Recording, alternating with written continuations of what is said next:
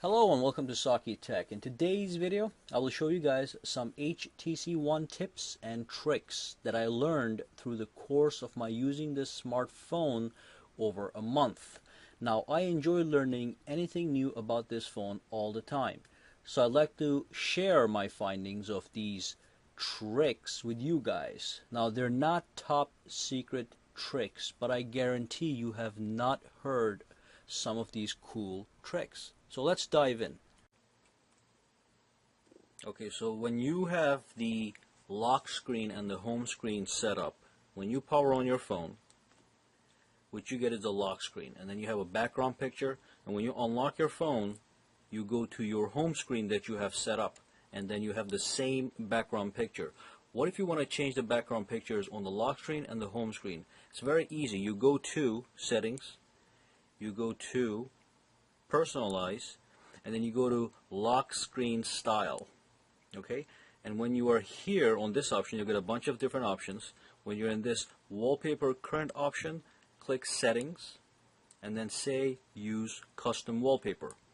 Once you click that, you can actually go ahead and use a different picture.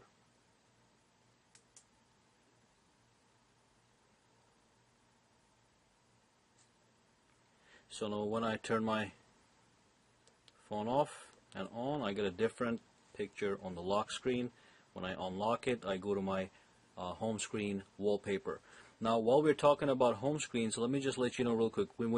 If you can pinch your phone real quick, and you can change the style of your home screens by adding widgets.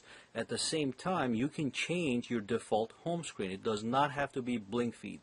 So blink feed usually pops right up.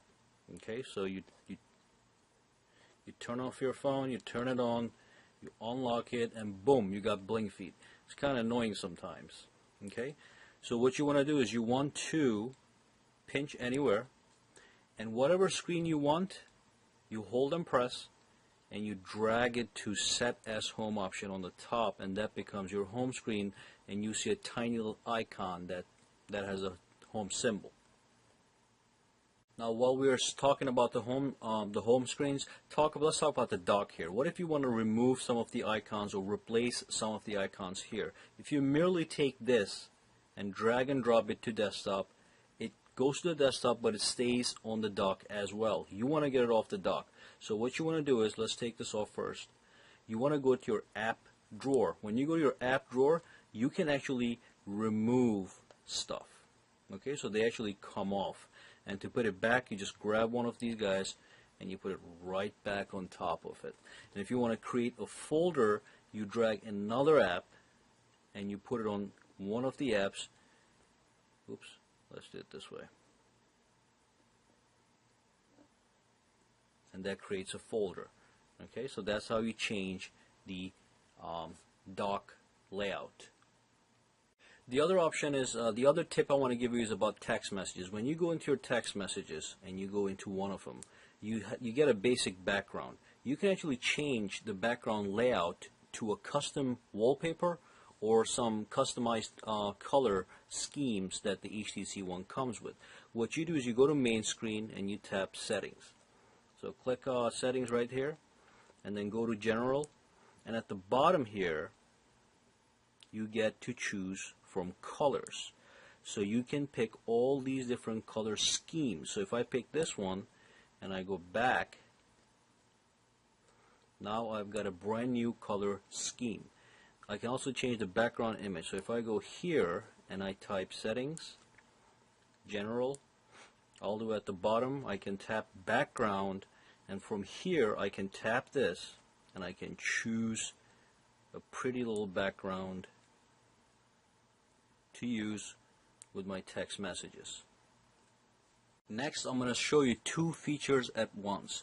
If you want to quickly access an app that you know what the name of is, you can just do so by going to your Google taskbar, tapping on here, and typing the name of the app. So if I type G-A-L-L, it says Gallery. I can tap it right there. Now that I'm in the gallery, let me show you one more feature that has to do with editing your photos. So when you go to gallery, let's just go to my photos here. you can actually customize, I'm sorry, you can add effects and frames to your pictures. So if I go to one of my pictures here, let's go to pull that car up, and if you type edit right here, you actually get all these nice options. So you can do effects like the Helios effect, and then you can add frames if you want to. Okay, and then you can do some retouching and some transformation. Transformation meaning you can rotate your image a little bit and stuff like that. Okay, so cancel that. So that's an option you have that's almost like Instagram, maybe not exactly as that, but you know, gives you an idea. Okay, the next tip has to do with the app drawer. In the app drawer you have a lot of options. First of all, let's go to go straight to the top, just press home. Oops, I'm sorry. To go straight to the top, just press taskbar right here. Takes you all the way to the top. And then when you pull this menu down slowly, like a curtain, you have the option to sort your apps alphabetically or by most recent downloaded apps. Okay? So if you pull this down one more time, you can go alphabetical, and then you've got custom options where you can actually play around with these guys, which is a lot of work, by the way. So I would not recommend doing that. Just go to alphabetical. Number 2, you can search for apps through here, okay, just like the Google search, but then you would have to come in here to do that. That's one extra step. With Google search, you go straight into Google, you type in the name of your app, and you launch it. Okay, and then the other thing I want to show you is the fact that you have a quick shortcut button right here that takes you to Google Play Store instantly. Okay, and then you also have some options here where you can change the grid size. So if this is not enough applications squeezed into one window, you can actually change that by tapping the grid size. So if you do that 4x5, now I've got more apps on one window, which I actually like better. And then the other option here is you can manage apps, you can hide apps. Manage apps means you go into a menu and you can do tap this and uninstall and stuff like that. The other thing is you can actually hide the apps that you don't want. For example, things like AT&T Navigator and AT&T Ready to Go and this smart Wi-Fi, all this stuff is called bloatware. This is installed by not the manufacturer, by the carrier like AT&T. And I never really use any of these, and I don't like to see them anyway, so let's hide them right now.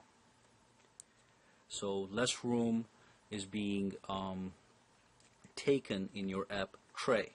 It looks a little bit cleaner too.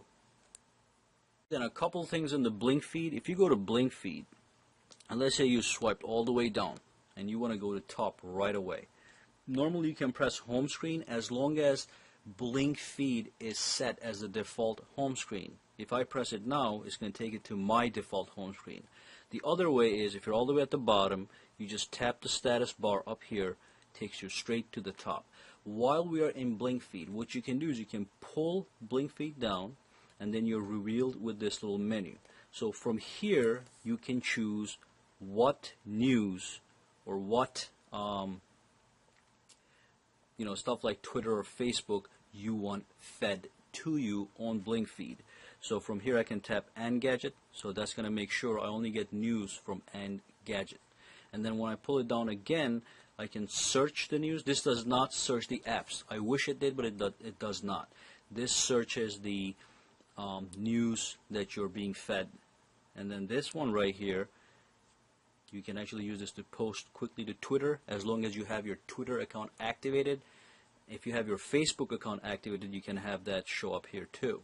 And then this one is a quick menu where you probably already know this, but you can customize your home screen here. You can go to settings here, and then this is about the blink feed settings, and if you click personalize, it takes you to wallpaper, lock screen style, customize home screen, and all that stuff, including ringtone and stuff.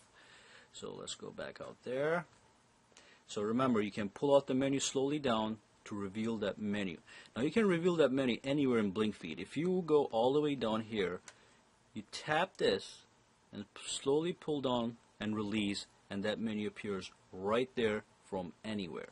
Okay? And then you can also tap and hold the home screen to go to Google Now directly, and from here you can easily search an app. So if I was looking for the gallery app, I type in GLLAER, whatever. So gallery app right there, you pop it, goes straight into the gallery app. Now there's also another amazing thing that I recently discovered is where you can actually disable. You cannot uninstall bloatware, but you can disable bloatware. Now bloatware again is stuff like the AT&T locker that nobody ever uses. So what you want to do is you want to go to settings. You want to go all the way down to apps, and you want to find the bloatware that you do not want. So AT&T lockers right here, you can in fact disable this. So disable that. When I go back into the app drawer, that bloatware is actually permanently gone without me having to hide the app. Okay, so another tip I discovered has to do with the lock screen. So let's go to the lock screen right now. And as you can see, I have no password. I unlock and I go straight into the home screen.